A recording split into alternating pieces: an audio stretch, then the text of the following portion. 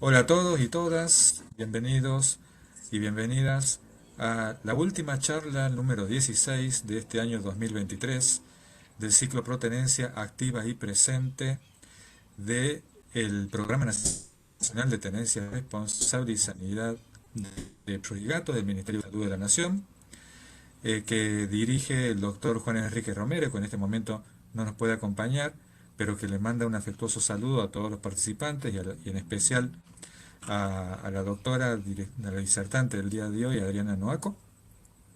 Les mando un afectuoso saludo Muchas gracias. y les comentamos que las charlas de este ciclo, al igual que de los ciclos de los años anteriores, más de 60 charlas, están grabadas y subidas a nuestro canal de YouTube, por lo cual si alguno de ustedes se perdió alguna de las charlas en las que estaba interesado participar, de distintas temáticas relacionadas a la zoonosis, a la etología, el adiestramiento, los perros de trabajo, perros, tengo perros acá en la casa también. Eh, Así que distintas temáticas las pueden ver nuevamente en nuestro canal de YouTube, nos encuentran como Protenencia Argentina. En el día de hoy, como les decía, la última charla del año 2023 es sobre el rol del veterinario en el contexto de las catástrofes. La doctora Adriana Noaco es la disertante, es médica veterinaria de la Universidad de la UBA, es especialista en calidad e inocuidad de alimentos también de la UBA, especialista en docencia universitaria para ciencias veterinarias y biológicas, es diplomada en gestión ambiental, diplomada en rescate y catástrofes, es auditora y promotora ODS.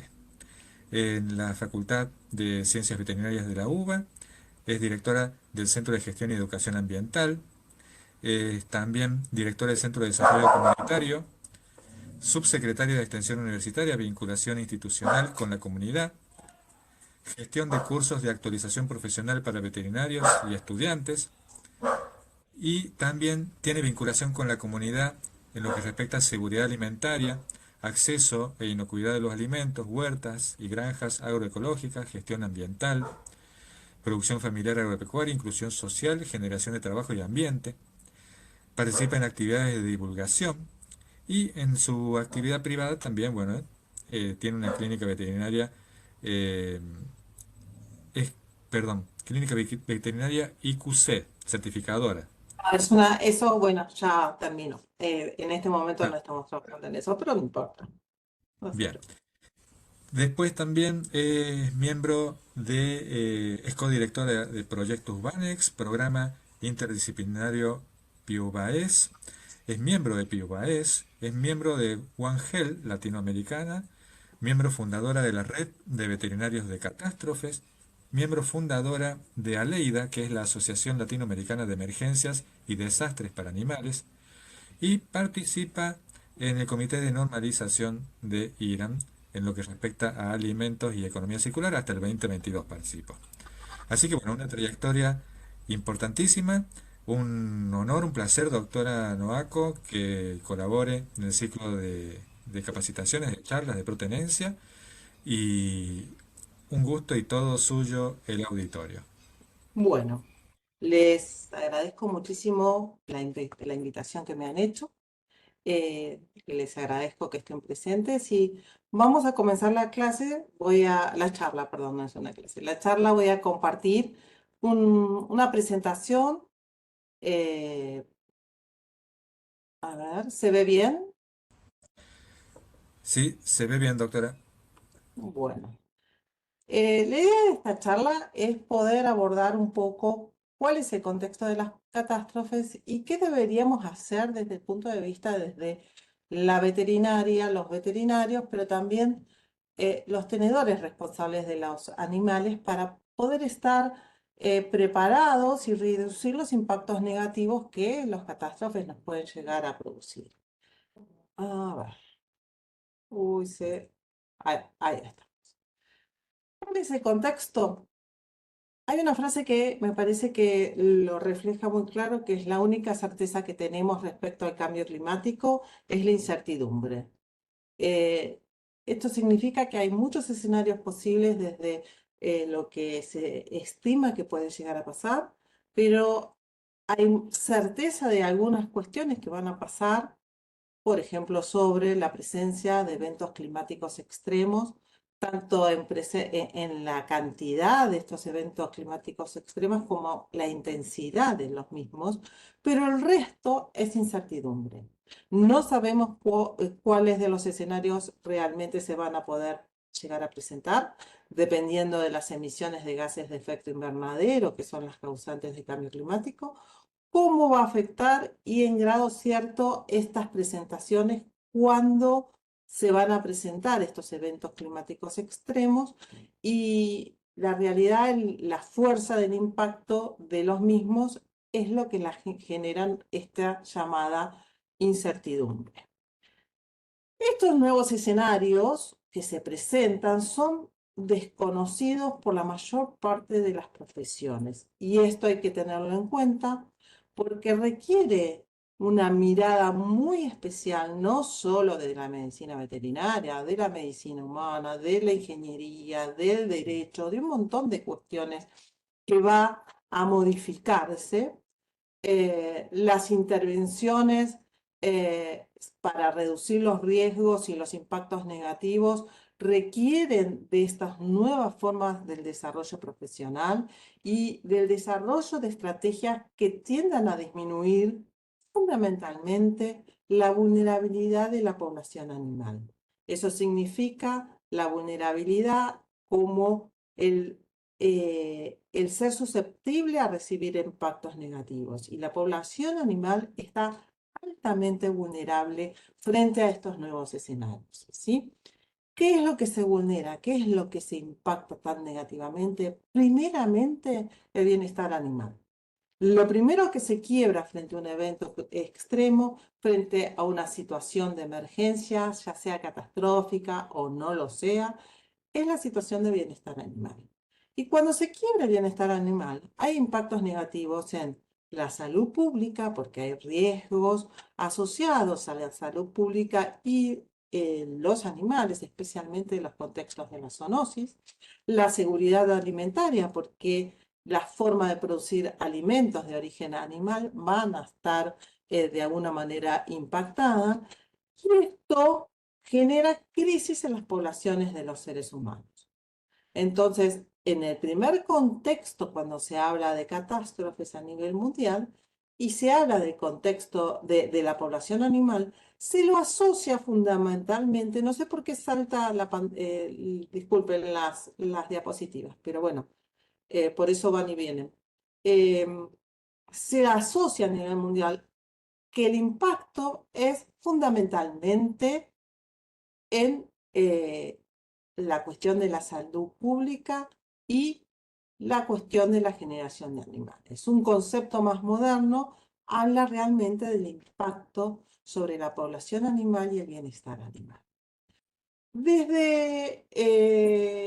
Hay otra de las definiciones, a mí me gusta por ahí nombrar a gente que está continuamente trabajando en el tema del cambio climático y la doctora Inés Camiglioni, que es una profesional de la Argentina que está en el IPCC, eh, establece o dice o siempre insiste que necesitamos una transformación cultural para poder hacer eh, frente a estos nuevos escenarios y reducir los impactos negativos. Entonces, vamos a situarnos, ya más o menos entendemos que desde el cambio climático tenemos nuevos escenarios y que van a ser sumamente intensos los eventos, tanto en tiempo y en forma de presentación. Cuando hablamos de desastre o de catástrofe, ¿de qué hablamos? Hablamos fundamentalmente de alteraciones severas en el funcionamiento de una comunidad. El origen puede ser físico, climático o no climático. Por ejemplo, un terremoto es un evento físico no climático. Tormentas extremas es un evento físico de tipo climático. Olas de calor, olas de frío, inundaciones, ¿sí? Eh, Actividades volcánicas. Algunas situaciones que pueden generar también catástrofes pueden ser de origen químico, o pueden ser de origen tecnológico. Por ejemplo, algo de origen tecnológico, un desastre de origen tecnológico podría ser eh, una ruptura en alguno de los establecimientos que producen energía nuclear con pérdida de las radiaciones, etcétera. ¿Cómo impacta? Produciendo efectos adversos en la población animal, en la población humana, por lo cual de la mano impactan negativamente en la población animal. ¿En qué población animal? En cualquier tipo de población animal, ya sean aquellas que son los animales domésticos que acompañan al ser humano en áreas urbanas, periurbanas o rurales, la fauna nativa de un lugar o los animales en producción. De cualquier manera, los animales siempre van a ser la población animal impactada, ¿sí? Y esta situación de catástrofe, para que sea denominada como tal, requiere una respuesta de emergencia inmediata para satisfacer las necesidades críticas de la población. Ahora, ¿por qué planteamos que hay que gestionar la reducción de riesgo? Para que cuando hay un evento de este tipo, cuando se presenta una amenaza de cualquier tipo con carácter de desastre o catástrofe, al generar previamente acciones de gestión, vamos a transformar eso en una emergencia y el impacto va a ser menor. Entonces, ¿cuáles son las principales amenazas que se ven, que deben enfrentar los animales? Fundamentalmente, inundaciones, sequías, incendios, actividades sísmicas, volcanes, olas de calor, fundamentalmente por el cambio climático, pero olas de frío no son menores. Estas son las principales amenazas que pueden recibir la población animal. ¿Cómo podemos preparar a nuestros animales? Primero, para preparar a nuestros animales tenemos que conocer cuáles son las amenazas posibles que puede haber en una región y cuál es la vulnerabilidad de la población animal. O sea, cuáles son los animales que estimamos van a estar más afectados por el tipo de evento que nosotros vamos a estar esperando que venga y tenemos que trabajar para reducir esa vulnerabilidad. ¿Qué es lo que hace un veterinario en una situación de catástrofe? Primero esto que nosotros hablamos que es la gestión del riesgo, anticiparnos a una situación de emergencia, analizando cuál es la vulnerabilidad, o sea, la probabilidad que esa población animal sea afectada, reducir esa vulnerabilidad, o sea, reducir la probabilidad de que haya un impacto negativo. Ese es el primer trabajo que debemos hacer los veterinarios. Eso debe ser incorporado dentro de la gestión de riesgo que se hace para las poblaciones humanas. No es lo mismo gestionar a la población humana que a la población animal en las cuestiones de riesgo, pero sí debería ser simultáneo las acciones tendientes a esta reducción de riesgo. ¿Cómo se trabaja en este caso? En lo que es la preparación, digamos, las actividades para disminuir los riesgos, es desarrollar mapas de vulnerabilidades, desarrollar alertas tempranas, una fuerte comunicación hacia quienes son responsables de animales, y un trabajo comunitario muy intenso para proteger a la población animal. Otra de las cosas que hacen los veterinarios es cuando hay ya una catástrofe, un desastre o una emergencia, puede trabajar desde lo que significa el restablecimiento lo más rápido posible del bienestar animal, y eso tiene relación con la clínica veterinaria y puede desarrollar, el veterinario puede estar desarrollando actividades en el momento de la catástrofe a través de hospitales de campaña para esto restablecer en la población animal, no importa de qué tipo sea, ya sea fauna, ya sea animales de compañía o ya sea animales productivos, en la forma más rápida o la forma más inmediata posible las cuestiones del bienestar animal. Otro de los aspectos que trabaja el veterinario en simultáneo en este momento es la reducción de riesgos sanitarios asociados a la zoonosis. Normalmente, cuando hay una situación de catástrofe, desastre o una emergencia, hay una ruptura de lo que se llama la interfase, o sea, lo que separa los animales que están bajo una gestión de los seres humanos, como ser los animales de compañía o los animales productivos. Hay una ruptura respecto a lo que es la fauna nativa. Esa ruptura de esa interfase hace que haya mucha migración de animales de lo que podría entenderse como animales silvestres o la fauna silvestre, que va a migrar por una sequía, por un incendio, por una inundación y se va a establecer en la fase, en el sector territorial donde están las zonas urbanas o periurbanas y va a haber una interrelación de contacto entre los seres humanos y distintas especies animales que normalmente no tendría que haber contacto, o entre los animales que están en relación con los seres humanos y estos de fauna, y hay probabilidad de presentación, alta probabilidad de presentación de nuevos escenarios epidemiológicos relacionados con la zoonosis, las enfermedades transmitidas de los animales hacia los humanos. Entonces, el veterinario ahí juega un rol primordial. Otro rol primordial en el momento de las catástrofes es el que juega el veterinario respecto a la seguridad alimentaria, entendiendo como tal el acceso al alimento, garantizar el acceso del alimento. ¿Qué tipo de garantía o qué tipo de acceso? El acceso inocuo de los alimentos y mantener la producción de alimentos de origen animal al momento que se presentan las catástrofes. Eso significa trabajar mucho en forma previa de cómo se producen los animales para poder sostener los sistemas productivos, garantizando el bienestar animal y garantizando la producción de alimentos. Una vez que termina, estos son como los tres ejes. Después están los ejes de conservación, de restauración de calidad de agua, hay un montón de ejes más que son como secundarios a estos tres ejes principales: bienestar animal, seguridad alimentaria y salud pública. Hay muchos más: calidad de agua, restablecimiento de las comunidades en muchos aspectos que tienen que ver cómo volver a los hogares después de un evento y reducir los riesgos asociados a enfermedades, a reducir los riesgos asociados a la ingesta de alimentos que no tengan la calidad y la inocuidad que corresponde, etc.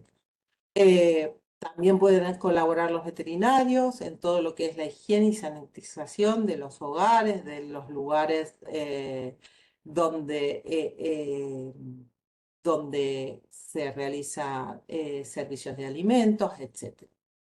¿Y qué pasa después? Cuando ya la urgencia terminó, pero hay que volver a la normalidad.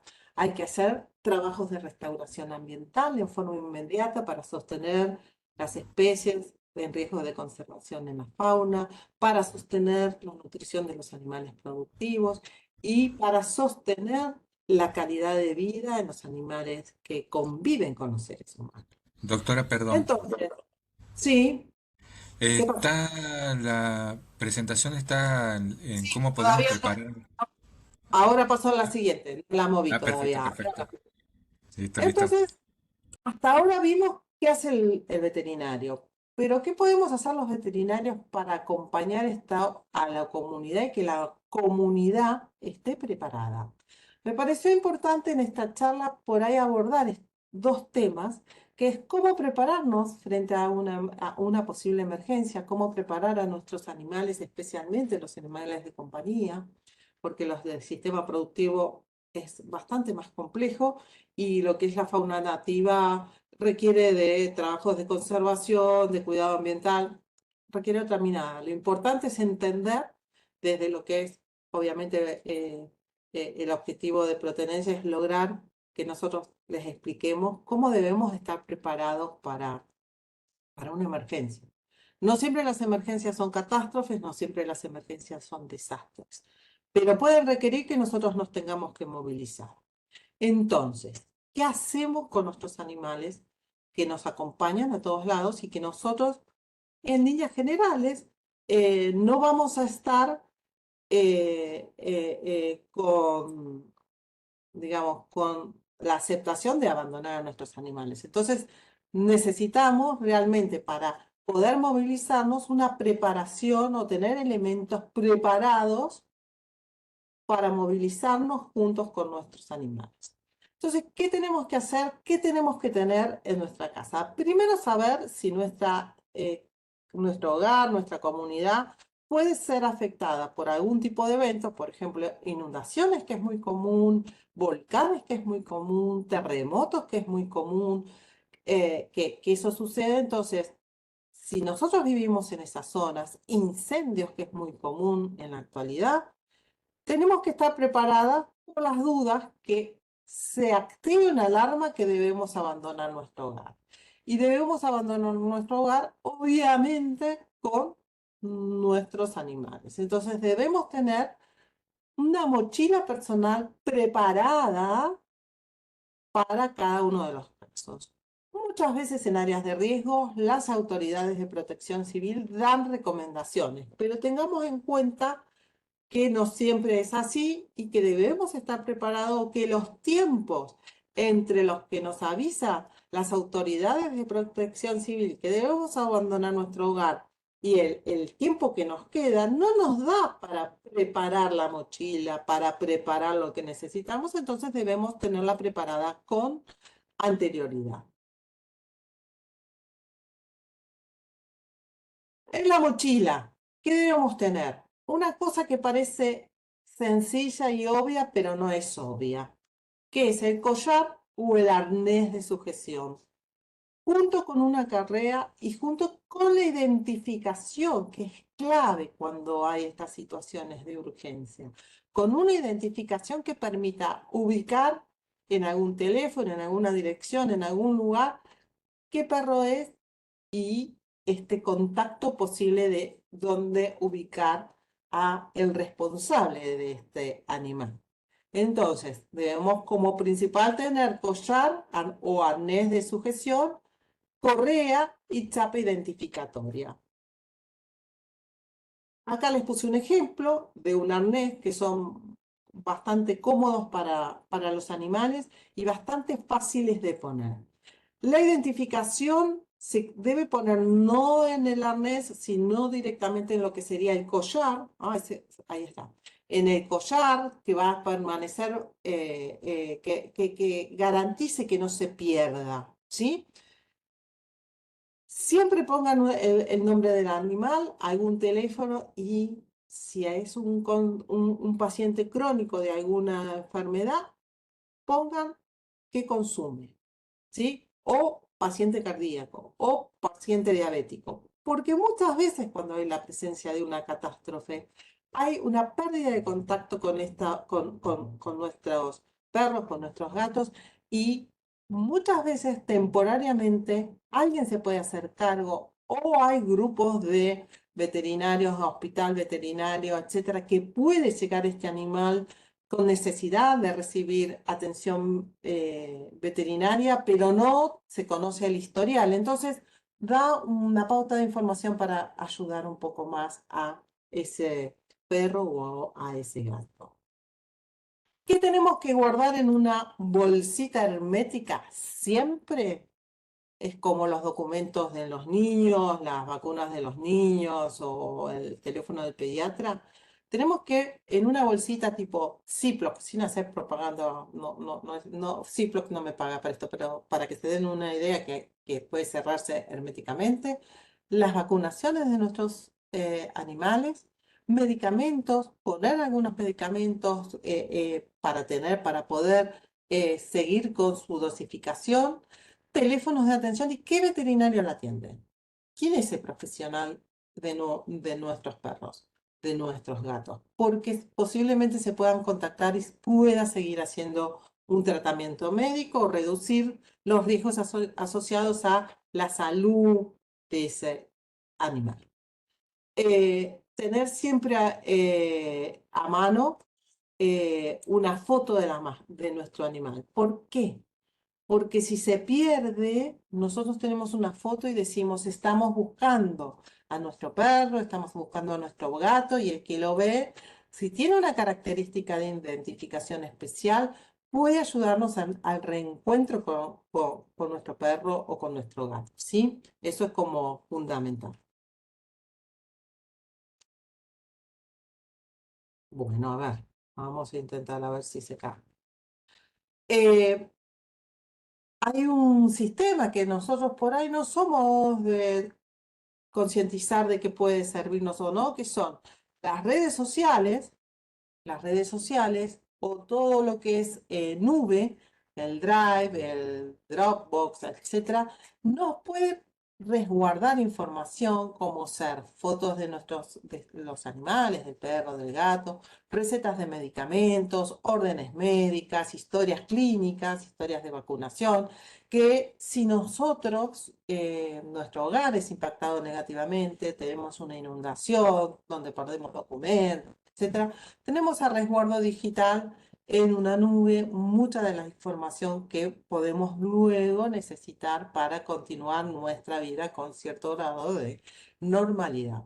Entonces, siempre recuerden que aquellos que no saben manejar por ahí una nube, una red social, les permite, ya sea un WhatsApp, cuando uno se envía mensajes al propio número, mantener digitalizado alguna de estas informaciones, autoenviarse mensajes, como a mandárselos a un amigo. Che, yo siempre tengo las fotos mías y estos datos te los mando porque si pasa algo vos podés levantarlos y ayudarme. Bueno, hay muchas de las cuestiones de estas tecnologías y aplicaciones que nos pueden ayudar, ¿sí? Para el reencuentro con nuestro animal o para guardar la información que pueda ser vital para la salud del perro o del gato que siempre nos acompaña. ¿Qué debemos poner otra vez en la mochila? Un poco de alimento balanceado. Pensamos normalmente en 1 a 3 días. Después, ya si es más de 3 días que estamos afuera y estamos sin poder ingresar a nuestra casa con los animales, vamos a estar en una situación de complejidad grande y tampoco vamos a poder llevarnos más alimento que esto en una mochila. Si nosotros vemos que este evento, que esta situación anómala se va a extender más tiempo, bueno, vamos a tener que recurrir a ayuda para recibir alimento para darle a nuestros animales de la misma manera que nosotros vamos a recibir ayuda para nuestra nutrición, ¿sí? Pero más o menos, si nosotros tenemos en una bolsita hermética y sale con nosotros en la mochila, y tenemos alimento para 1 a 3 días, en líneas generales va a ser suficiente para estar a resguardo y para mantener la nutrición de nuestros compañeros. Para el transporte, para salir, tenemos la mochila, los tenemos de alguna manera con un collar, con nuestra correa, con la identificación, pero muchas veces tenemos que salir rápido y los animales no necesariamente van a responder a el paso veloz que necesitemos. Entonces, hay elementos de transporte que nos ayudan a llevarlo más cómodo, que el animal va a tener menos riesgos de lesiones, etcétera, y menos estrés. Menos estrés, porque el momento de estas situaciones genera mucho estrés, tanto en el perro como en el gato. Elementos de transporte hay muchísimos. Hay mochilitas, hay bolsos que protegen muy bien a los perros, a los gatos, dependiendo del tamaño. Cajas transportadoras. Las cajas transportadoras son muy cómodas para, para los animales, son cómodas, son amplias y permiten un resguardo también importante a la hora de tener que salir de nuestro hogar. Cuando nosotros estamos en áreas de riesgo, pero especialmente de inundaciones, de grandes lluvias, de grandes tormentas, siempre hay que hablar previamente, cuando sabemos que realmente es factible que nosotros suframos estos eventos, con nuestro veterinario de cabecera para hacer algunas prevenciones. Tener siempre la vacuna antirrábica a la orden del día, porque hay insisto, mucho estrés en los animales y muchos cambios conductuales. Entonces, tener la vacuna de rabia es importantísimo porque pueden, los perros que son muy tranquilos, que nunca mordieron a nadie, pueden en estos momentos llegar a producir mordeduras. Hay riesgos, porque recuerden lo que yo les dije, que pueden haber riesgos de zoonosis. Entonces la rabia es esencialmente una zoonosis. Y cuando hay estas inundaciones, hay mucha movilización de roedores, muchísimo. Cuando hay inundaciones, cuando hay incendios, etc. Entonces la leptospirosis es una enfermedad que debemos pensarla en forma preventiva a través de vacunaciones, etc. Pero es el veterinario de cabecera el que mejor les va a poder orientar como para ver qué otras cuestiones deben prevenir. Entonces, ¿qué hacemos?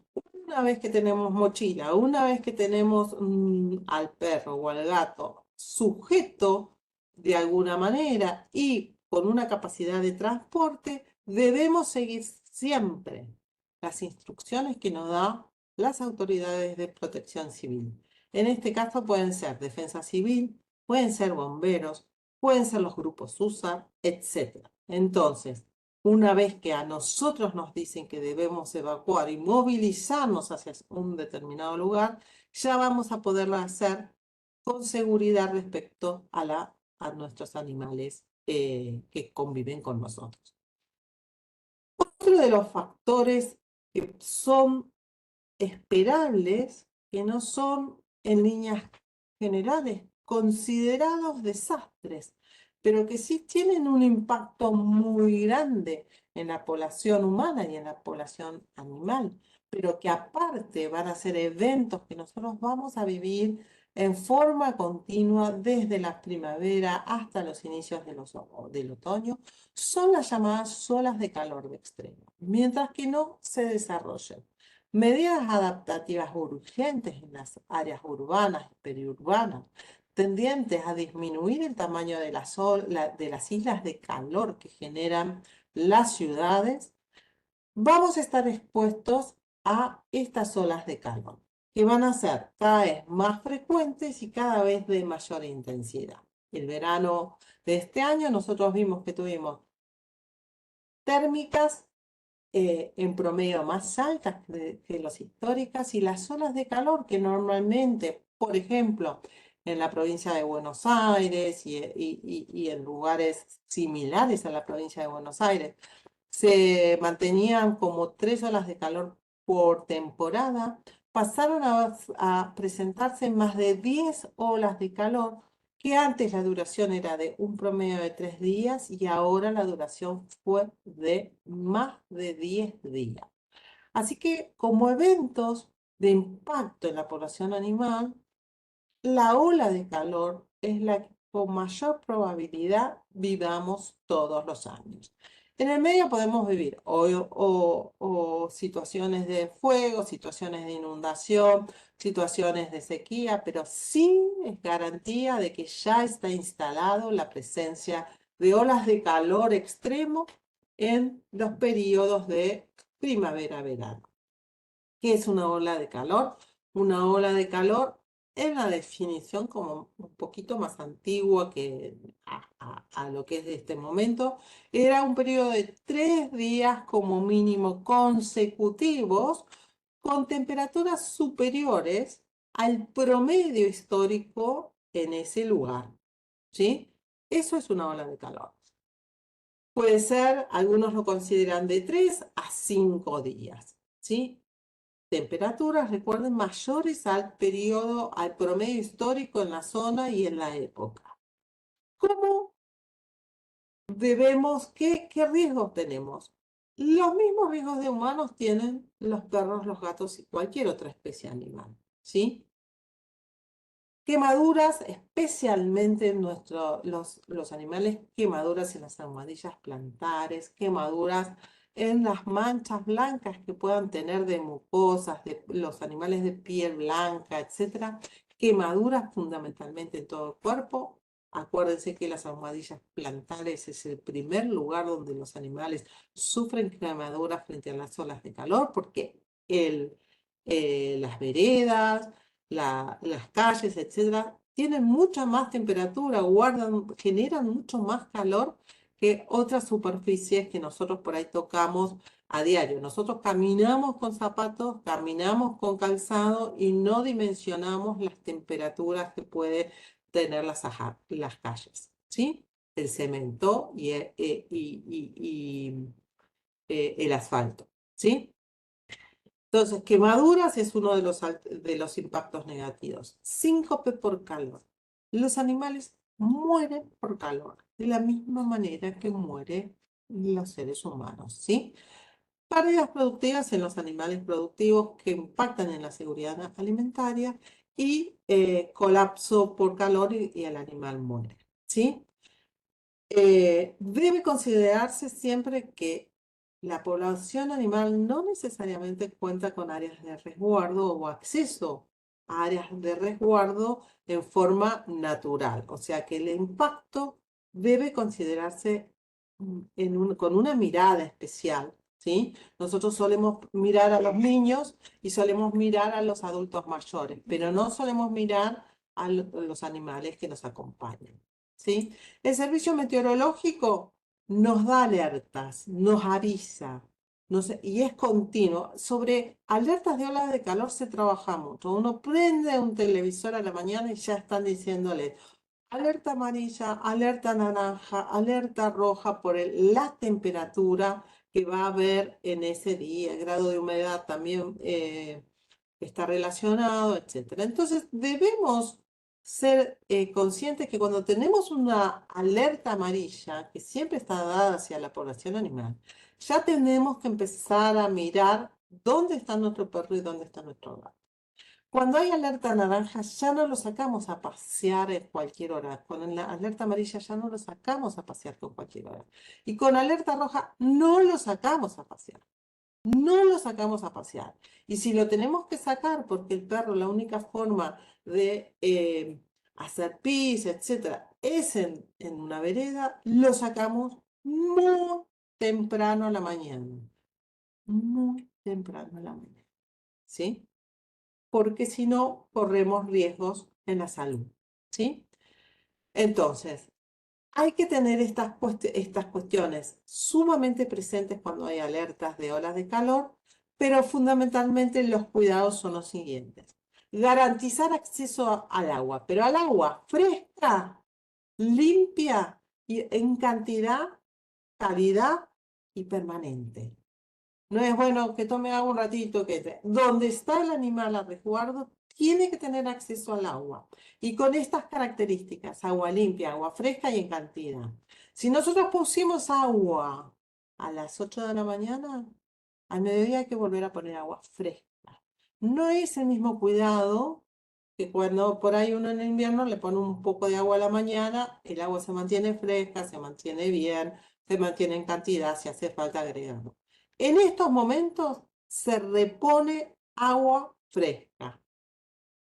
Eh, Esto es a modo gráfico. Tienen que tener acceso a esto del agua fresca y en forma continua. Tanto los perros como los gatos. Los gatos muchas veces son de tomar mucho menos agua. Hay que dejarles a disposición el agua, ¿sí? Los paseos deben ser controlados, deben evitar la exposición del sol y deben evitar la exposición al calor. Especialmente hay razas que son especialmente muy sensibles, ¿sí? Deben evitarse las superficies como pavimento, veredas, arena, etcétera. Vieron que es muy común que en las playas nosotros vemos a los animales caminando. Bueno, se queman muchísimo las almohadillas plantares, hay que tener cuidado, ¿sí? Las pieles blancas, como les dije hace un ratito, ojo porque son bastante sensibles a después desarrollar lesiones por quemaduras, ¿sí? Y estas lesiones por quemaduras después pueden predisponer al desarrollo de problemas graves en la salud animal. Siempre consulten con sus colegas, con sus veterinarios de cabecera, ¿sí? Si nosotros visualizamos que nuestro perro, nuestro gato, tiene alguna quemadura por exposición a la temperatura o al sol, inmediatamente consultamos por las lesiones. No le ponemos cremita, consultamos por las lesiones, porque muchas veces las lesiones son de mucha profundidad y requieren una atención más allá que una simple crema que puede alterar más todavía o dañar más la piel de nuestros animales. Siempre acceso a áreas frescas, sombreadas o que no transmitan calor. Por ejemplo, el pasto no transmite calor. Es una de las formas, nosotros debemos considerar esto también para los animales. No podemos dejarlos en veredas, no podemos dejarlos en cemento, no podemos dejarlos sobre el asfalto. Frente a síntomas de decaimiento, vómitos, diarreas, desmayos, los animales caen, sí es como si se desmayaran, hay que consultar inmediatamente y trasladar inmediatamente a nuestros animales para tener su consulta veterinaria. Eh, Damos por terminada la charla. Quisiera saber si alguno tiene alguna pregunta para hacer. Acá estamos. Ahora estamos. ¿Alguna pregunta? Muy bien, doctora, muy clara, muy clara. Eh, bueno, a ver, vamos a ver algunas preguntas que han hecho Sí, los acá está el chat, participantes. ¿no? Sí, algunos preguntan para todos, otros preguntan para los panelistas y otros preguntan para el organizador, así que puede ser que alguna pregunta la vean todos y otra que la vea solo yo. A ver, ahora, bueno, acá preguntan, por ejemplo, sobre, aparte de los médicos veterinarios, ¿qué otras profesiones deberían formar parte de los equipos de trabajo? ¿Les puedo contestar? Sí, sí, Bueno, es multidisciplinar. Si nosotros decimos que el equipo es solamente de veterinarios, mentimos. No puede ser solo de veterinarios. Participan ingenieros, participa, en el caso, por ejemplo, específico de la red, tenemos ingenieros, tenemos abogados, tenemos, tenemos contacto con una red de psicólogos que trabajan en situaciones de emergencias porque después de los incendios de Corrientes, muchos de los colegas tuvieron que tener apoyo emocional. El apoyo emocional en estas cuestiones es sumamente importante porque uno está en forma continua con animales con dolor, con situaciones que no son comunes de ver en la clínica veterinaria, etcétera. eh, con los grupos de rescate. O sea, uno tiene que entender cuál es el contexto de la emergencia, dónde tiene que estar parado y hacer equipo y conformar equipo y saber responder a las autoridades de defensa civil, de los grupos usuarios, etcétera, que van a estar trabajando. La lógica es que nosotros estemos trabajando en el área segura y ellos estén acompañándonos en el rescate de los animales, en el cuidado donde uno tiene que estar en una emergencia para no poner en mayor riesgo a los grupos de defensa civil, de bomberos, etcétera. Si yo digo, todos tenemos que conformar un equipo, todos, es multidisciplinar, es transdisciplinar y es intradisciplinar. Nosotros tenemos mucho que aprender de un bombero, así como el bombero tiene mucho que aprender de nosotros. Y nosotros trabajamos en función de eso para enriquecernos. Así que los equipos de trabajo siempre son de este tipo, multidisciplinares. ¿Mm? Otra pregunta, no sé si te perdí. sí. Acá preguntan sobre la vacunación para leptospirosis. Mm. Bueno, si hay vacunas que prevengan el estado de portador asintomático. Eh, Esta charla no es sobre este tema. Yo no, yo podría contestarla, pero quisiera, me parece que como yo no estoy acá para hablar de clínica, no quisiera decir algo que después los colegas que son los veterinarios que deben consultar, digan, no, esto no, sí, esto sí. Es importante que las vacunas pueden generar esto de animales asintomáticos y en situaciones de emergencia se recomienda la vacunación y se recomienda el tratamiento, aunque nosotros no podamos hacer el tratamiento preventivo, análisis que respondan a que si el animal está positivo o no es positivo a leptospirosis. Estamos en una emergencia, estamos en una urgencia y hay que reducir inmediatamente los riesgos asociados a la zoonosis. Entonces, generalmente lo que se recomienda es animales vacunados o no vacunados, se hace tratamiento para evitar esto, que es la eliminación asintomática de leptospiras. Todo el resto consulten con los veterinarios que llevan los aspectos sanitarios de sus animales. Disculpen, no sé si sonó mal lo que dije. No, Puede está perfecto, suceder doctora. Puede Sí, suceder que nosotros estemos en una situación así y ustedes van a ver que si hay un grupo de veterinarios va a hacer un tratamiento a todo animal que llegue, más allá de que posiblemente refuerce con vacunas, ¿sí? Refuerce con vacunas porque los episodios de este tipo, la temporalidad de la presencia de una catástrofe no es sucede hoy y hoy están los efectos negativos. Las cuestiones de zoonosis se dan pasado un tiempo que esta situación, este peligro se hizo presente, ¿sí? Entonces, estas cuestiones no hay una respuesta exacta. No hay que hacer esto. Hay que analizar qué situación, cómo es la temporalidad del evento, cómo se presenta. Esto significa cronológicamente las distintas eh, situaciones concatenadas que puede generar la presencia de, en un principio, generalmente las catástrofes no son de la presencia de un solo peligro. Es un peligro que puede ser, por ejemplo, eh, temperaturas extremas y sequía, y un segundo peligro que aparece como consecuencia de la sequía, que es el fuego.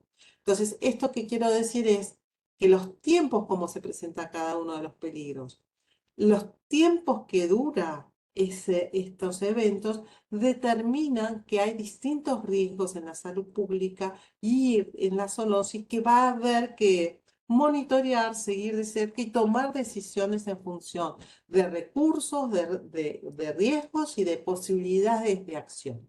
¿Sí? sí.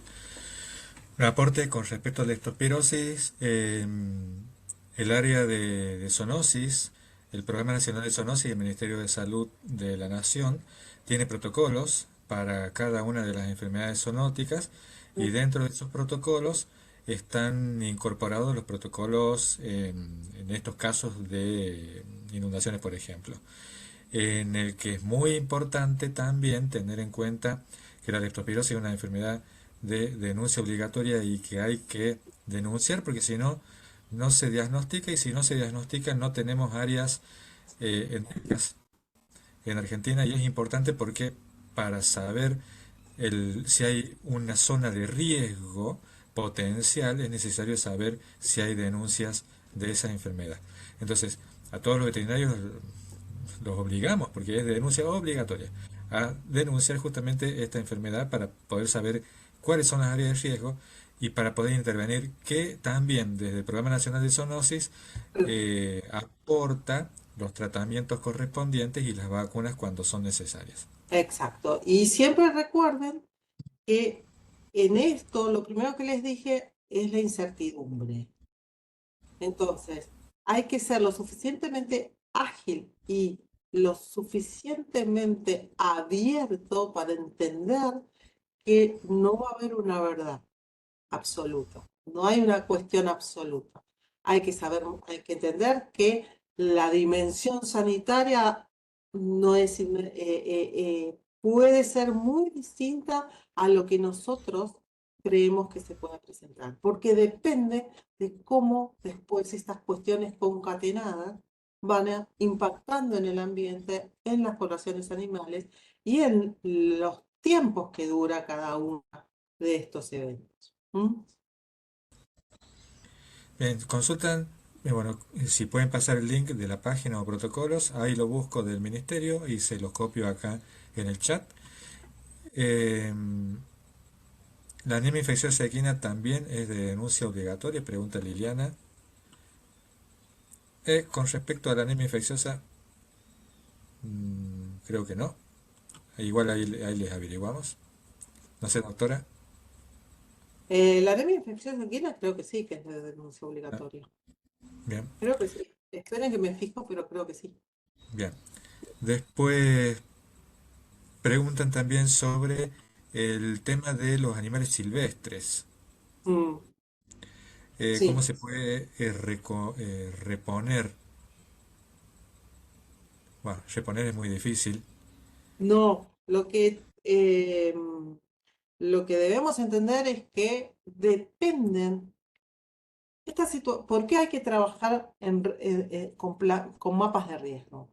Uno debe entender que los recursos que uno tiene para hacer cualquier política pública o desarrollar cualquier programa que uno quiera desarrollar son finitos, se terminan, son cortos, son acotados, no se puede hacer de todo en todo momento. Y uno tiene que decidir qué es más que urgente, importante. En cuanto a la fauna, tiene que uno decidir cuál es el objetivo de conservación y cuál es la especie, las especies que nosotros requerimos de protección y conservación para que el ambiente se recupere más rápido, para que podamos volver a la al estado previo a todo esto. Entonces, no es lo mismo un mapa de riesgo para saber dónde hay animales productivos que para la fauna. Nosotros tenemos que establecer estas cuestiones, a qué le vamos a asignar mayor importancia, mayor relevancia o mayor porcentaje de la ayuda que ya sea de los sectores de conservación, de los sectores ambientales, de los sectores que hacen clínica médica, se les puede asignar. No es lo mismo que hablemos de una guaraguazú que hablemos de un loro, ¿no? Nuestros esfuerzos para el guaraguazú van a ser mayores porque es una especie en riesgo de extinción. Y cuando nosotros perdemos una especie, desaparece una especie, el impacto en el ambiente es altísimo. Y no podemos recuperar ese ambiente que fue afectado por algún evento extremo, un incendio, una inundación, etc. Entonces, no es lo mismo trabajar en fauna que trabajar con un perro y un gato en estas cuestiones. Hay mucho más difícil cuando nosotros hablamos de la vulnerabilidad poblacional, no es lo mismo hablar de un perro y un gato. Nosotros podemos hablar a los responsables del perro y el gato de cómo lo tiene que traer, cómo lo tiene que llevar, qué tiene que hacer, y la mayoría va a aceptar inmediatamente las recomendaciones y va a intentar hacer lo mejor posible para sostenerlo. No vamos a poder hacer lo mismo cuando hablamos de una guaraguazú. Es diferente la forma de ver en la fauna nativa. Hay que hacer estos mapas, hay que entender, hay que ver qué posibilidad también tenemos en los distintos centros de recuperación de la fauna silvestre de llevar pacientes para que puedan, digo pacientes, estos animales afectados, para que puedan ser eh, curados y luego restablecidos en el ambiente. Hay mucha más profundidad de lo que uno piensa, ¿no? Que es sumamente difícil. El tema de fauna es sumamente difícil. ¿Mm? Muchas gracias, Doc. No, inclusive con el tema de estas catástrofes que muchos de los animales domésticos que invaden también la zona silvestre Sí. y que empiezan a generar conflictos, como los perros cimarrones que empiezan a O invadir. el gato como el mayor Sí, depredador de la fauna, si se quiere, de las sí, interfaces, ¿no? sí, sí. Bien, preguntan también como veterinarios cómo si hay en la red representantes de cada provincia. Tenemos, la red es un grupo de alguna manera de voluntariado, somos voluntarios, somos gente que tenemos deseos de poder mejorar algo en lo que es en estos aspectos, ¿no? Estamos conformando, no tenemos en todas las provincias así como delegados, tenemos en casi todas las provincias. Algunas todavía nos falta sumar, pero la realidad es que muchas veces pasa, así como el incendio de Corrientes fue un gran generador de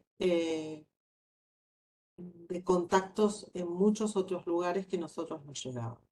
Empezamos, que nos hablamos con Corrientes y ya estábamos hablando con Misiones, ya estábamos hablando con Formosa, ya estábamos, inmediatamente mucha gente se nos comunicó, se contactó con nosotros, pero sí, creo que hay eh, algunas provincias que nos faltan. Creo, a ver, Catamarca no. Sé que alguna de las provincias nos estaba faltando, pero en casi todas tenemos alguien, por lo menos, donde llamamos y preguntamos cómo va este tema. No sé, ejemplo Córdoba, que están ahí. Nosotros no todos nos conocemos, desde la red no todos nos conocemos. Hay veces que hemos trabajado intensamente y seguimos mandándonos mensajitos, todo, y no nos conocemos físicamente. Pero llamamos. Chicos, ¿cómo ven acá? ¿Cómo ven acá el incendio? ¿Hace falta algo? ¿Hace falta que intervengamos? ¿Necesitan de insumos? Y así es como trabajamos. Y generalmente tenemos en la mayor parte de las provincias. ¿Quién pregunta? ¿Alguien de alguna provincia que se quiera sumar? Eh, no, no aclara de qué provincia es. Que me escriban y Ahora vemos. ahí ¿Mm? le pedimos a ver si puede aclarar de qué provincia, porque por ahí le podemos llegar a dar el contacto. Bueno, Eh, bueno, saludan, excelente disertación. Saluda la doctora Natalia Pedrotti, hay un muy clara como siempre, abrazo a Natalia. Un muy gran clara como siempre. Eh, Preguntan si si queda grabada en algún lado. Sí, esta charla la grabamos y después la subimos a nuestro canal de YouTube. Nos encuentran como Protenencia Argentina. Y bueno, saludan hasta el año que viene. Muy interesante. Guardamos los links de los protocolos. No los encuentro ahora. Tenía una página con todos los protocolos de cada enfermedad zoonótica. Si no, después se los paso por correo a todos los que están, todos los que se conectaron. Eh, bueno, saludos, excelente todo. Bien, no quedan más preguntas hasta ahora. Así que, bueno, doctora, nuevamente muchísimas gracias por Gracias a ustedes. participar en este ciclo de charlas. Ha sido un placer y los esperamos nuevamente para en el año que viene, el año 2024. Esperemos, esperemos ahora con esta incertidumbre. A ver, yo creo que el programa va a continuar. Vamos a ver en qué términos y cómo. Así que tengamos fe y que sea con quien sea, que continúe de la mejor manera posible el programa y con este ciclo de charlas que llega a todos lados. Así que, bueno, buenas tardes, buenas noches, doctora, un placer nuevamente y estamos en contacto. Gracias a todos. Estamos en contacto y cualquier cosa pueden comunicar. No hay ningún problema. Un abrazo a todos. Gracias.